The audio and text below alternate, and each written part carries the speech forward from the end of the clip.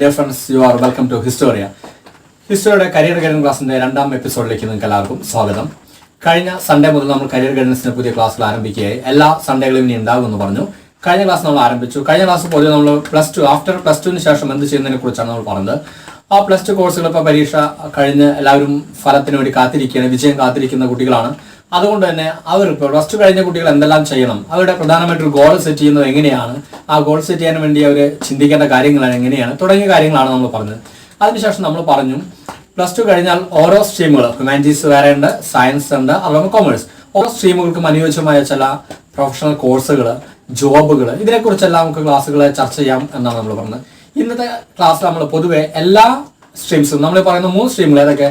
Commerce, humanities and science, 3 സ്ട്രീമുകൾക്കും ഒരുപോലെ ചെയ്യാൻ പറ്റാവുന്ന ചില കോഴ്സുകളെ കുറിച്ചാണ് നമ്മൾ ആദ്യം പറയുന്നത്. കാരണം നമ്മൾ ആദ്യം ഹ്യൂമാനിറ്റീസ് പറഞ്ഞു കഴിഞ്ഞാൽ സയൻസ് കഴിഞ്ഞ കുട്ടികൾ അവിടെ വെയിറ്റ് ചെയ്തിരിക്കേണ്ടത്. അതുകൊണ്ട് ഈ 3 കൂട്ടർക്കും, science and commerce and humanities, ഈ 3 കൂട്ടർക്കും ഒരുപോലെ ചെയ്യാൻ പറ്റാവുന്ന ചില പ്രൊഫഷണൽ കോഴ്സുകളെ കുറിച്ചാണ് നമ്മൾ ആദ്യം പറയാൻ പോകുന്നത്. അപ്പോൾ ഇന്നത്തെ ക്ലാസ് നമ്മൾ ചർച്ച ചെയ്യാൻ പോകുന്ന പ്രധാനപ്പെട്ട കോഴ്സ് എന്നത് വളരെ പ്രശസ്തമായിട്ടുള്ള ഒരു കോഴ്സ് തന്നെ നമ്മൾ പറയാൻ പോകുന്നത്. പ്രധാനമായിട്ട് നമ്മൾ പറയാൻ പോകുന്നത്, ഇന്നത്തെ ക്ലാസ്സിൽ പറയാൻ പോകുന്നത് LLB യെ കുറിച്ചാണ്. ബാച്ചലർ ഓഫ് ലോ, നമുക്കറിയാം ലോ, നിയമം പഠിച്ചു കഴിഞ്ഞാൽ അല്ലെങ്കിൽ LLB കഴിഞ്ഞാൽ നമുക്ക് അതുകൊണ്ട് കിട്ടാവുന്ന ജോബ് ഓപ്പർച്യൂണിറ്റീസ് എന്താണ്, ആ LLB എന്ന കോഴ്സ് നമ്മൾ കേരളത്തിലും ഇന്ത്യയിലും തുടങ്ങുന്ന രീതി എങ്ങനെ, അതിന്റെ പ്രൊസീജിയേഴ്സ് എങ്ങനെയാണ് തുടങ്ങിയ കാര്യങ്ങളെ കുറിച്ചാണ് നമ്മൾ ഇന്നത്തെ ക്ലാസ്സിൽ ചർച്ച ചെയ്യണം. അപ്പോൾ എന്താണ് LLB അല്ലെങ്കിൽ LLBയുടെ സാധ്യതകൾ എങ്ങനെയാണ്? LLB എന്ന് പറഞ്ഞാൽ ആ ഒരു നിയമപഠനം കഴിഞ്ഞാൽ, ബാച്ചലർ ഓഫ് ലോ, ആ നിയമപഠനം കഴിഞ്ഞാൽ, ബിരുദധാരിയായി കഴിഞ്ഞാൽ കിട്ടാവുന്ന ജോബ് ഓപ്പർച്യൂണിറ്റീസ് എന്തൊക്കെയാണ്, ഇതിനെക്കുറിച്ചാണ് നമ്മൾ ഇന്ന് ക്ലാസ്സിൽ ചർച്ച ചെയ്യാൻ പോകുന്നത്. അപ്പോൾ ഓർത്ത് നോക്കിയാൽ LLB എന്ന സംഭവം ഓർക്കുക, ഇന്ത്യയിലും കേരളത്തിലും ഒരുപാട് പ്രശസ്തമായിട്ടുള്ള ഒരു പ്രൊഫഷണൽ കോഴ്സ് തന്നെയാണ്. അത് ഓൾ ഇന്ത്യ ലെവലിലും ഓരോ സ്റ്റേറ്റ് ലെവലിലും പ്രൊസീജിയേഴ്സ് ഉണ്ട്, നടക്കുന്നുണ്ട്. അങ്ങനെ എക്സാമുകൾ, എൻട്രൻസ് എക്സാം വഴിയാണ് നടക്കുന്നത്. അപ്പോൾ അതിൽ കേരളത്തിലാണെങ്കിൽ നമുക്ക് ഓൾ ഇന്ത്യയും പറയാം, കേരളം പറയാം. ഇപ്പോൾ കേരളത്തിലാണെങ്കിൽ അത് നമ്മൾ പറയുന്ന ക്ലി എന്ന് പറയുന്ന ഒരു എക്സാം, എന്താ പറയുക, കേരള ലോ എൻട്രൻസ് എക്സാമിനേഷൻ എന്ന് പറയുന്നത്, എന്താ പറയുക, കേരള ലോ എൻട്രൻസ് എക്സാമിനേഷൻ അല്ലെങ്കിൽ ക്ലി എന്ന് പറയുന്ന എക്സാം.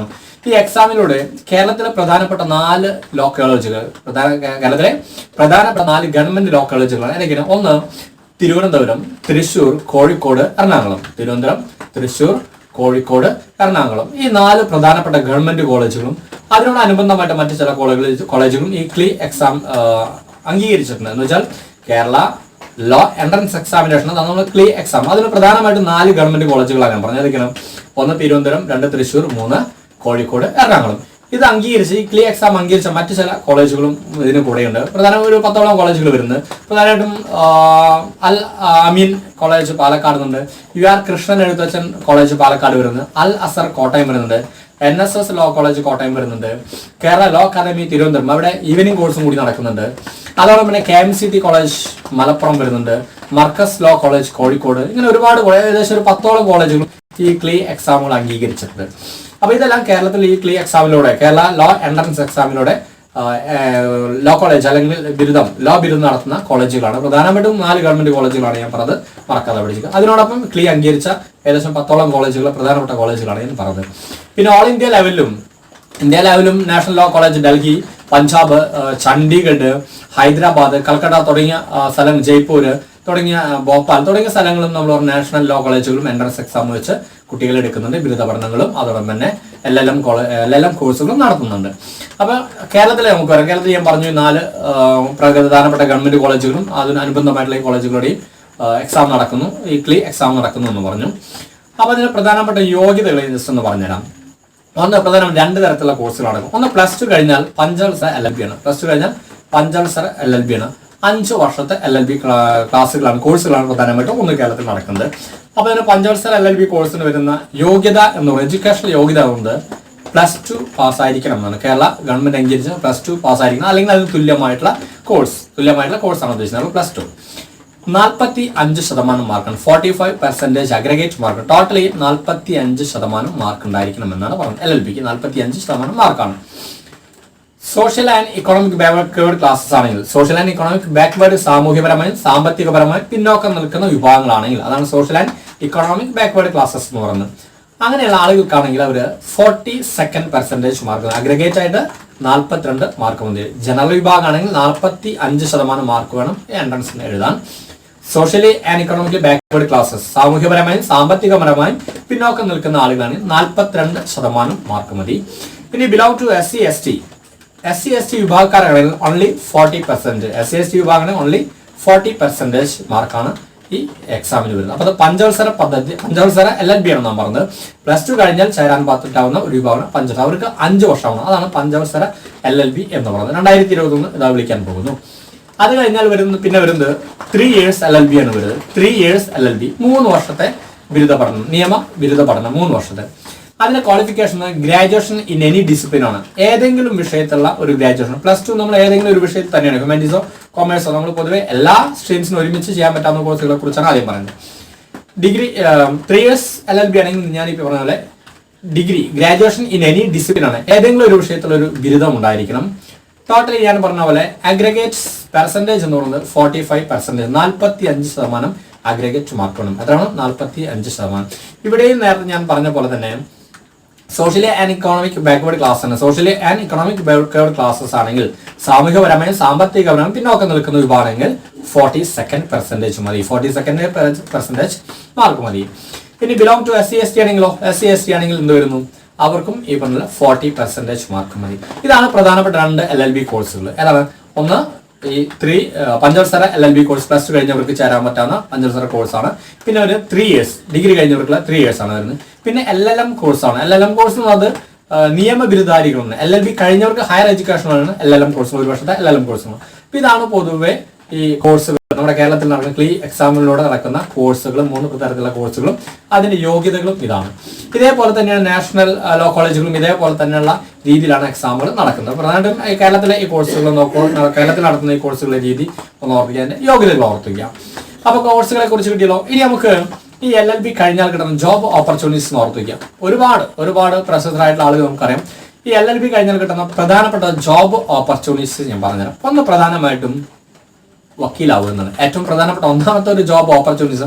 വക്കീലാവുക എന്നുള്ളതിന് നല്ല ചുരുക്കും സാമർഥ്യവും അതോടൊപ്പം നല്ല വാക്ചാതുര്യവും സ്വല്പം കൂർമ്മ ബുദ്ധിയും വക്രബുദ്ധിയും ഒക്കെ ഉണ്ടെങ്കിൽ നിങ്ങൾക്ക് ഒരു വക്കീലാകാം. എന്താ വെച്ചാൽ LLB കഴിഞ്ഞാൽ നിങ്ങൾക്ക് ബാർ കൗൺസിൽ എൻറോൾ ചെയ്ത് നിങ്ങൾക്ക് ഒരു കോടതിയിൽ പ്രാക്ടീസ്, നിങ്ങളുടെ തൊട്ടടുത്തുള്ള മുനിസിപ്പൽ കോടതിയിലോ മജിസ്ട്രേറ്റ് കോടതിയിലോ ജില്ലാ കോടതിയിലോ അല്ലെങ്കിൽ ഹൈക്കോടതിയിലോ നിങ്ങൾക്ക് ഒരു സീനിയർ വക്കീലിന്റെ കീഴിൽ നിന്ന് പ്രാക്ടീസ് ചെയ്യാമെന്നാണ്.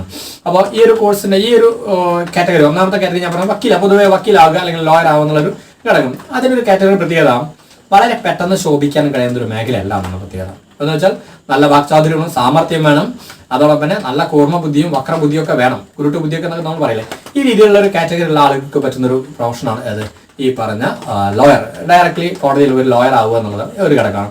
അപ്പോൾ ഒരു സീനിയർ വക്കീലിന്റെ കീഴിൽ നമ്മൾ പ്രാക്ടീസ് ചെയ്ത് ഒരുപാട് കാലം, ചിലപ്പോൾ കുറേ വർഷങ്ങളോളം കഴിയും, കുറേ വർഷങ്ങൾ നമ്മൾ പ്രാക്ടീസ് ചെയ്ത് അത്യാവശ്യം അറിവും പരിചയം സമ്പത്തൊക്കെ നേടിക്കഴിഞ്ഞ് നമ്മൾ സ്വയം കേസുകളൊക്കെ ഏറ്റെടുത്ത് വാദിച്ച് ആ പ്രൊഫഷൻ ശോഭിക്കണമെങ്കിൽ കുറച്ച് കാലഘട്ടം എടുക്കാറുണ്ട്. ചിലപ്പോൾ വളരെ ലക്കി ചില ആളുകൾ വളരെ പ്രൊഫഷണൽ വളരെ പെട്ടെന്ന് കയറി വരാറുണ്ട് എന്നുള്ളൊരു ഘടകം കൂടി അറിയും. അപ്പോൾ നല്ല വാക്ചാതുര്യവും നല്ല സാമർഥ്യമുള്ള ആളുകൾക്ക് പറ്റാവുന്ന ഒരു മേഖലയാണ് ഒന്ന് ഡയറക്ട്ലി നമ്മളൊരു വക്കീലാവുക എന്നുള്ളത് ചെയ്യും. പിന്നെ ഇവിടെ വരുന്ന സാലറിയുടെ ഒരു ഘടകം കൂടി ഓർത്തിക്കുക. സാലറി എന്നൊരു വ്യത്യസ്തമാണ്. ചിലപ്പോൾ വളരെ സ്റ്റാർട്ടിങ്ങിൽ തന്നെ നല്ല സാലറി കിട്ടാം, ചിലപ്പോൾ കുറെ കഴിഞ്ഞിട്ടായിരിക്കും. ചിലപ്പോൾ എൻ്റെ 1-2 കൂട്ടുകാരൊക്കെ പറയാറുണ്ട്, സ്റ്റാർട്ടിങ്ങിൽ അവരൊക്കെ വക്കീലായിപ്പോൾ പറയാറുണ്ട് ഒരു മാസം ചിലപ്പോൾ പെട്രോൾ അടിക്കാനുള്ള പൈസ പോലും കിട്ടാറില്ല എന്ന് പറയുന്നത്. അപ്പോൾ സ്റ്റാർട്ടിങ്ങിലൊക്കെ അങ്ങനെ ആകാം. പക്ഷെ അത് കഴിഞ്ഞാൽ ചിലപ്പോൾ അതിനേക്കാൾ നല്ല രീതിയിൽ പ്രാക്ടീസ് ചെയ്ത് നല്ല വക്കീലും നല്ല പ്രൊഫഷണലൊക്കെ ആയിക്കഴിഞ്ഞാൽ നല്ല രീതിയിലുള്ള സാലറി കിട്ടുന്ന ഒരുപാടാണ് നമുക്കറിയാപ്പോൾ. നമ്മൾ നാഷണൽ ലെവലൊക്കെ നോക്കിയാൽ കപിൽ സിബൽ, രാംജിത്ത് മലാനി തുടങ്ങിയ ഒരുപാട് പ്രൊഫഷണൽ ആയിട്ടുള്ള വളരെ പ്രശസ്തരായിട്ടുള്ള വക്കീൽമാരെ നമുക്കറിയാലോ. ഒരു സിറ്റിംഗ് 20 ലക്ഷം മുതൽ 25 ലക്ഷം വരെ വാങ്ങുന്ന അഡ്വക്കേറ്റുമാരും ലോയർമാരും ഒക്കെ ഇവിടെ ഇന്ത്യയിലുണ്ട്. വേണ്ട, നമ്മുടെ കേരളത്തിൽ പോലും സിറ്റിങ്ങിന് 1 ലക്ഷം 2 ലക്ഷം വാങ്ങുന്ന അഡ്വക്കേറ്റുമാരും ലോയർമാരും അവിടെ നമ്മുടെ കേരളത്തിൽ പോലും ഉണ്ട്. അപ്പോൾ ആ മേഖലയിലും ശോഭിക്കാൻ പറ്റാവുന്ന ഒരു മേഖലയാണ് ഈ വക്കീൽ. ഡയറക്ട്ലി നമുക്ക് വക്കീലാവുക എന്നുള്ള ഒരു ഘടകം. അപ്പോൾ ഒന്ന് പറയാം. രണ്ടാമത്തെ ഒരു ജോബ് ഓപ്പർച്യൂണിറ്റീസ് എന്ന് ഗവൺമെന്റ് സർവീസാണ്. ഗവൺമെന്റ് സർവീസിൽ കയറുക എന്നാണ്. ഒന്ന് UPSC എക്സാമുകൾ നടത്തുന്നുണ്ട്. ഓരോ സ്റ്റേറ്റിന്റെ പബ്ലിക് സർവീസ് കമ്മീഷൻ വഴി ആ വഴി ഗവൺമെന്റ് സർവീസിൽ കയറുക എന്നുള്ള ഒരു ഘടകം. For example Indian army, Indian air force, Indian navy തുടങ്ങിയ മേഖലയിലേക്കെല്ലാം അഡ്വക്കേറ്റുമാരെ വിളിക്കാറുണ്ട്. വക്കീൽ LLB കഴിഞ്ഞ ബിരുദധാരികളെ വിളിക്കാറുണ്ട്. Indian army, Indian air force, Indian നേവിയിലേക്കൊക്കെ നിയമബിരുദം കഴിഞ്ഞ ആളുകൾ വിളിക്കാറുണ്ട്. അതോടൊപ്പം തന്നെ നമ്മുടെ ലെജിസ്ലേറ്റീവ് കൗൺസിൽ, ലെജിസ്ലേറ്റീവ് അസംബ്ലി, അതുപോലെ പാർലമെന്റ്, രാജ്യസഭ, ലോക്സഭ, പാർലമെന്റ് ഇവിടെയെല്ലാം നമ്മളെ നിയമബിരുദധാരികൾ വിളിക്കണം. ഫോർ എക്സാമ്പിൾ പാർലമെന്റിൽ നമ്മൾ നിയമകാര്യ വകുപ്പുണ്ടല്ലോ, നിയമകാര്യ വകുപ്പിൽ നിയമബിരുദധാരികൾ ഒരുപാട് വിളിക്കാറുണ്ട്.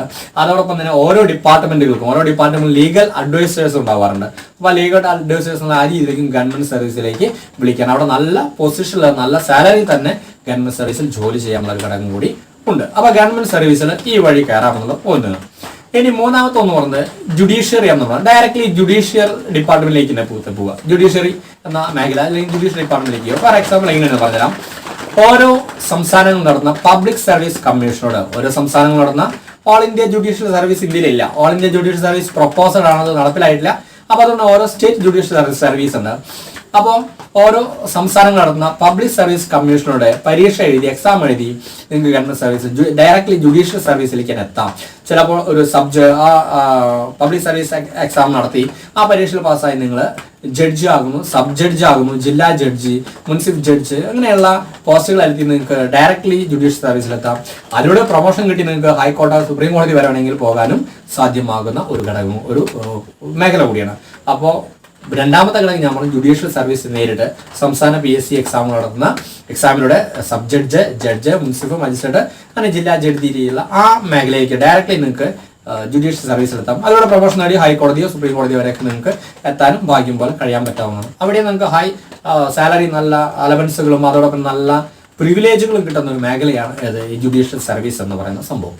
രണ്ടാമത്തെ കിട്ടി. ദെൻ മൂന്നാമത്തെ ഒരു ഓപ്പർച്യൂണിറ്റീസ് എന്ന് പറയുന്നത് legal adviser of private companies ആണ്.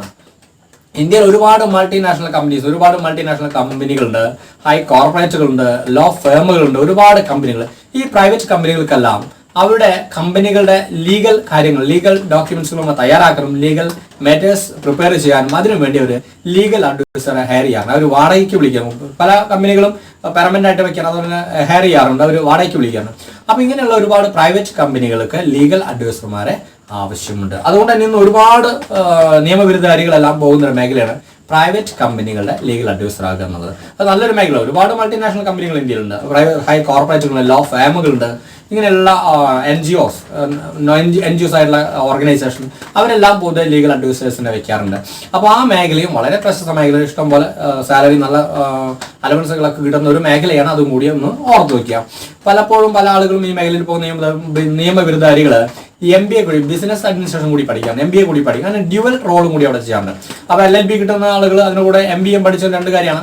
ഇങ്ങനെയുള്ള പ്രൈവറ്റ് മേഖല അവർക്ക് ഒന്ന് ലീഗൽ അഡ്വൈസറായിട്ട് ജോലി ചെയ്യാം, അതോടൊപ്പം അവർ അഡ്മിനിസ്ട്രേഷൻ മേഖലയിലും അവർ റോൾ ചെയ്യുന്നു. അങ്ങനെ ഒരേ സമയം തന്നെ ഡ്യുവൽ റോൾ ചെയ്ത് ഈ മേഖല അവർ കഴിവ് തെളിയിക്കാറുണ്ടെന്നാണ്. അപ്പോൾ ലീഗൽ അഡ്വൈസർ എന്നൊരു വളരെ നല്ലൊരു പോസ്റ്റാണ്.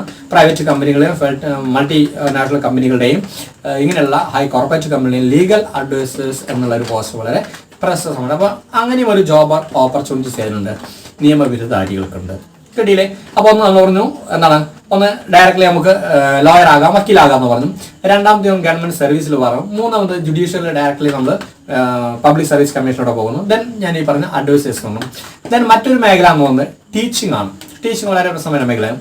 നിങ്ങൾക്ക് നിയമബിരുദം കഴിഞ്ഞ് അതിനുശേഷം ഹയർ എഡ്യൂക്കേഷൻ കഴിഞ്ഞാൽ എല്ലാം ഒക്കെ കഴിഞ്ഞ് ഹയർ എഡ്യൂക്കേഷൻ കഴിഞ്ഞാൽ നിങ്ങൾക്ക് കേരളത്തിലെ കോളേജുകളും അല്ലെങ്കിൽ സർവകലാശാലകളും ലോ കോളേജുകളും ലോ യൂണിവേഴ്സിറ്റികളും നിങ്ങൾക്ക് അസിസ്റ്റന്റ് പ്രൊഫസർ തസ്തികയിലേക്ക് നിങ്ങൾക്ക് പോകാം. അവിടെ ഹൈ റെമ്യൂണറേഷൻ കിട്ടും, നല്ല സാലറിയും നല്ല അലവൻസുകളും പ്രിവിലേജും കിട്ടി. ആ മേഖലയിൽ നിങ്ങൾക്ക് ടീച്ചിങ് എന്നുള്ള ഒരു സംഭവം, ടീച്ചിങ് എന്നൊരു താല്പര്യം ഉണ്ടെങ്കിൽ അതിൽ നിങ്ങൾക്ക് കഴിവ് തെളിയിക്കാൻ പറ്റുന്ന ഒരു വ്യക്തി, നല്ല വാക്ചാതുര്യവും മറ്റുള്ള കുട്ടികളെ, മറ്റുള്ള ആളുകൾക്ക് കാര്യങ്ങൾ പറഞ്ഞു കൊടുക്കാനുള്ള, പ്രസന്റ് ചെയ്ത് കൊടുക്കാനുള്ള കഴിവ് നിങ്ങൾക്ക് ഉണ്ടെങ്കിൽ, അങ്ങനെ ഒരു അഭിരുചി ഉണ്ടെങ്കിൽ, ഒരു ടീച്ചിങ് ആപ്റ്റിറ്റ്യൂഡ് നിങ്ങൾക്ക് ഉണ്ടെങ്കിൽ നിയമബിരുദം കഴിഞ്ഞ് നിങ്ങൾക്ക് ഉന്നത വിദ്യാഭ്യാസം, ഒന്നുകൂടിയും ഹയർ എഡ്യൂക്കേഷൻ, നിയമത്തിൽ തന്നെ ഹയർ എഡ്യൂക്കേഷൻ എല്ലാമാണ് ഉദ്ദേശിക്കുന്നത്, PhD ആണ് ഉദ്ദേശിക്കുന്നത്. അത് കഴിഞ്ഞ് നിങ്ങൾക്ക് ഇങ്ങനെയുള്ള ഗവൺമെന്റ് കോളേജുകളും സർവകലാശാലകളും ലോ കോളേജുകളും ലോ യൂണിവേഴ്സിറ്റികളും നിങ്ങൾക്ക് പ്രൊഫസർ തസ്തികയിലേക്ക് നിങ്ങൾക്ക് പോകാം. അപ്പോൾ ടീച്ചിങ് എന്ന് പറയുന്നൊരു പ്രധാനപ്പെട്ട മേഖല, അതും ഇതുകൊണ്ട് തിരഞ്ഞെടുക്കാൻ പറ്റാവുന്ന ഒരു ജോബ് ഓപ്പർച്യൂണിറ്റീസ് ആണ്. ഇനിയുമുണ്ട് റൈറ്റിംഗ് ഓഫ് ബുക്സ് എന്ന് പറയുന്നത്. Writing of books and magazine, news papers ഒക്കെ ഉണ്ട്. If you excel in writing, നിങ്ങൾ എഴുതാനുള്ള കഴിവ് നിങ്ങൾക്ക് വളരെ ഭംഗിയായിട്ടുണ്ടെങ്കിൽ നിങ്ങൾക്ക് ഒരുപാട് ലോ ബുക്സുകൾ എഴുതാം. ഫോർ ലോ സ്റ്റുഡൻസ്, നിയമവുമായി ബന്ധപ്പെട്ട പഠിക്കുന്ന കുട്ടികൾക്ക് വേണ്ടി നിയമ പുസ്തകങ്ങൾ എഴുതി പബ്ലിഷ് ചെയ്ത് ഒരുപാട് പൈസ നിങ്ങൾക്ക് ഉണ്ടാക്കാം. അത് നല്ലൊരു ഓപ്പർച്യൂണിറ്റിയാണ്. ഒരുപാട് ആളുകൾ ആ മേഖലയിലുണ്ട്. ഒരുപാട് ആളുകൾ നിയമം പഠിച്ച് ആ നിയമപരമായ പുസ്തകങ്ങൾ എഴുതി, വിദ്യാർത്ഥികളുടെ പുസ്തകങ്ങൾ എഴുതി ആ വഴിയിലൂടെ വരുമാനം സമ്പാദിക്കുന്ന ആളുകളുണ്ട്. അതോടൊപ്പം തന്നെ പല പല മാഗസീൻസുകൾ, ന്യൂസ് പേപ്പറുകൾ, അതിലും നിയമപരമായ കാര്യങ്ങൾ കൈകാര്യം ചെയ്യുന്ന ചില കോളങ്ങളും എഡിറ്റോറിയലുണ്ടാവും. അതിൽ നിങ്ങൾക്ക് ശോഭിക്കും. അതിൽ നിങ്ങൾക്ക് എഴുത്തിൽ നിങ്ങൾ വളരെ പ്രൊഫഷണൽ ആളുകളാണ്, നിങ്ങൾക്ക് അതിലും ശോഭിക്കും. അതോടൊപ്പം ഒരുപാട് ചാനലുകൾ, നമുക്കറിയാം മലയാളത്തിന്റെ ഒരുപാട് ചാനലുകൾ നിയമ ബിരുദം കഴിഞ്ഞ അല്ലെങ്കിൽ വളരെ ലീഗൽ എക്സ്പെർട്ടുകളായിട്ടുള്ള ആളുകൾ അതിൽ വന്നിരുന്ന് സംസാരിക്കുന്ന നമുക്ക് കാണാം. ആ വഴിക്കും ഒരു ജോബ് ഓപ്പർച്യൂണിറ്റീസ് ഉണ്ട് എന്നുകൂടി ഓർത്ത് വയ്ക്കുക. അപ്പോൾ റൈറ്റിംഗ് ഓഫ് ബുക്സ്, അതൊരു കാര്യം കൂടി ഓർത്ത് വയ്ക്കുക. Then one more, if you interest in politics, നിങ്ങൾക്ക് രാഷ്ട്രീയത്തിൽ താല്പര്യമുണ്ടെങ്കിൽ ഇവിടെയും ബെസ്റ്റ് ഓപ്പർച്യൂണിറ്റീസ് വരുന്നത്. അതിന് പ്രധാനപ്പെട്ട ഒരു ഉദാഹരണം പറയാം. ഇന്നത്തെ നമ്മുടെ പാർലമെന്റ് എടുത്ത് നോക്കുക, കേരള സംസ്ഥാന നിയമനിർമ്മാണ സഭ എടുത്ത് നോക്കുക. ഒരുപാട് മോസ്റ്റ് ഓഫ് ദി മെമ്പേഴ്സ്, ഭൂരിപക്ഷം ഒരുപാട് ആളുകളും നിയമബിരുദധാരികളാണ്.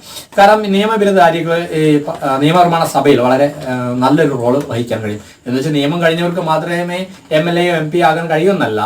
കാരണം നമ്മുടെ ഗവൺമെന്റിന്റെ 3 സ്ട്രക്ചറുകളായിട്ടുള്ള legislature, executive, judiciary, legislature, executive, judiciary, ഈ 3 ഭാഗങ്ങളെ കുറിച്ച് നിയമബിരുദധാരികൾ വളരെ ഭംഗിയായി പഠിക്കുന്നുണ്ട്. അതുകൊണ്ട് തന്നെ രാഷ്ട്രീയത്തിൽ വന്നു കഴിഞ്ഞാൽ ഇവർക്ക് ഇതിനെക്കുറിച്ച് നല്ല അറിവുള്ളത് കൊണ്ട് തന്നെ രാഷ്ട്രീയത്തിൽ ഇവർക്ക് നല്ലൊരു പൊസിഷൻ എപ്പോഴും കിട്ടാറുണ്ട് എന്നുള്ള കാര്യം കൂടി ഓർത്തു വയ്ക്കുക. അതുകൊണ്ട് തന്നെയാണ് ഈ പാർലമെന്റിലും മിക്കവാറും എല്ലാ സംസ്ഥാന നിയമനിർമ്മാണ സഭകളും ഈ ലോയേഴ്സ്, നിയമബിരുദധാരികൾക്ക് ഒരുപാട് പ്രാധാന്യം കിട്ടുന്നത്, അല്ലെങ്കിൽ അവർ പൊളിറ്റിക്സിൽ വരുന്നതിൻ്റെയും ഒരു കാരണം അതാണ്. അപ്പോൾ അതുകൊണ്ട് പൊളിറ്റിക്സിന് താല്പര്യമുണ്ടെങ്കിൽ ആ വഴി നിങ്ങൾക്ക് ചിന്തിക്കാവുന്നതാണ്. ഈ മേഖലകളെല്ലാം നിങ്ങൾക്ക് LLB കഴിഞ്ഞാൽ അല്ലെങ്കിൽ നിയമബിരുദം കഴിഞ്ഞാൽ കിട്ടാവുന്ന ജോബ് ഓപ്പർച്യൂണിറ്റീസ് ആണ്.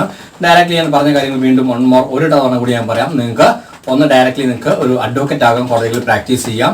രണ്ടാമത് പറഞ്ഞ ഗവൺമെന്റ് സർവീസിലേക്ക് നിങ്ങൾക്ക് പോവാം. അതോടൊപ്പം ജുഡീഷ്യൽ സർവീസിലേക്ക് സംസ്ഥാനം PSC എക്സാം വഴി നിങ്ങൾക്ക് ജുഡീഷ്യൽ സർവീസ് പോവാം. മറ്റ് കമ്പനികൾ, പ്രൈവറ്റ് കമ്പനി ലീഗൽ അഡ്വൈസേഴ്സ് ആകാം. ടീച്ചിങ് എന്നൊരു പ്രൊഫഷൻ തന്നെ ഇതിലൂടെ നിങ്ങൾക്ക് തിരഞ്ഞെടുക്കാം. റൈറ്റിംഗ് ബുക്സ്, ഞാൻ പറഞ്ഞു, പുസ്തകങ്ങൾ എഴുതാം. അതോടൊപ്പം താല്പര്യമുണ്ടെങ്കിൽ രാഷ്ട്രീയത്തിലേക്ക് കയറാം. ഇതെല്ലാം പ്രധാനപ്പെട്ട ജോബ് ഓപ്പർച്യൂണിറ്റീസ്. ഇത് കഴിഞ്ഞാലും ഒരുപാട് ഓപ്പർച്യൂണിറ്റീസ് വരുന്നുണ്ട്. നിങ്ങൾക്ക് ലീഗൽ എക്സ്പെർട്ട് ആകാം. പ്രത്യേകിച്ച് നിയമത്തിന്റെ പല ഭാഗങ്ങളുണ്ട്. കോൺസ്റ്റിറ്റ്യൂഷണൽ ലോ വരുന്നുണ്ട്. അതോടൊപ്പം തന്നെ കൺസ്യൂമർ പ്രൊട്ടക്ഷൻ ആക്ട് വരുന്നുണ്ട്, ചൈൽഡ് പ്രൊട്ടക്ഷൻ ആക്ട് വരുന്നുണ്ട്, ഫാമിലി ലോസ് വരുന്നുണ്ട്, ക്രിമിനൽ ലോസ് വരുന്നുണ്ട്, സിവിൽ ലോസ്, ഇങ്ങനെ ഒരു നിയമത്തിന്റെ പല പല ഇടങ്ങൾ. ഇതിലെല്ലാം നിങ്ങൾക്ക് ഏതെങ്കിലും ഒരു മേഖല തെരഞ്ഞെടുത്ത്, ഹയർ എഡ്യൂക്കേഷൻ തെരഞ്ഞെടുത്ത് അതിൽ എക്സ്പെർട്ട് ആയി കഴിഞ്ഞാൽ ആ മേഖലയിലൂടെ നിങ്ങൾക്ക് ജോബ് ഓപ്പർച്യൂണിറ്റീസ് ഒരുപാട് ലഭിക്കാനുള്ള കാര്യങ്ങളാണ്. അപ്പോൾ ഇന്നത്തെ ക്ലാസ്സിൽ ഇത്രയാണ് നമ്മൾ LLB എന്ന് പറയുന്നത്. പൊതുവെ 3 സ്ട്രീമുകൾക്കും, ഈ പറഞ്ഞ ഹ്യൂമാനിറ്റീസ്, കോമേഴ്സ് ആൻഡ് സയൻസ്, 3 സ്ട്രീംസിനും ഒരുപോലെ ചെയ്യാൻ പറ്റാവുന്ന, ഒരുപോലെ ഫോളോ ചെയ്യാൻ പറ്റാവുന്ന ജോബ് ഓപ്പർച്യൂണിറ്റീസ്, അതിന് വേണ്ടുന്ന പ്രൊഫഷണൽ കോഴ്സുകളിൽ ഒന്നാണ് LLB എന്ന് പറയുന്നത്. അപ്പോൾ ഇതിനെക്കുറിച്ചുള്ള ക്ലാസ്സുകളാണ് നമ്മളിന്ന് വളരെ ഭംഗിയായിട്ട് പറഞ്ഞത്.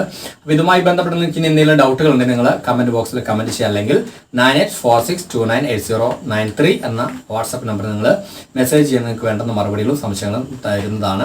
അതോടൊപ്പം ഈ ക്ലാസ്സുകൾ നിങ്ങൾക്ക് ഇഷ്ടപ്പെടുകയാണ് നിങ്ങൾ ലൈക്ക് ചെയ്യുക. ആദ്യമായിട്ടാണ് നിങ്ങളിത് കാണുന്നതെങ്കിൽ സബ്സ്ക്രൈബ് ചെയ്യുക. അതോടൊപ്പം നിങ്ങൾക്ക് വളരെ വേണ്ടപ്പെട്ട ആളുകളിന് അവർക്കെല്ലാം നിങ്ങൾ ഷെയർ ചെയ്യുകയും ചെയ്യുക. നിങ്ങളുടെ വിലപ്പെട്ട വാല്യൂസ് ആയിട്ടുള്ള, വളരെ വാല്യൂബിൾ ആയിട്ടുള്ള കമന്റുകൾ വളരെ അത്യാവശ്യമാണ്. അതുകൊണ്ട് തന്നെ വളരെ ഭംഗിയായിട്ടുള്ള കമന്റുകളും പ്രതീക്ഷിച്ചു വരുന്നു. സോ അടുത്ത ക്ലാസ്സിൽ വീണ്ടും നമുക്ക് കണ്ടുമുട്ടാം. അതുവരെ എല്ലാവർക്കും ബൈ.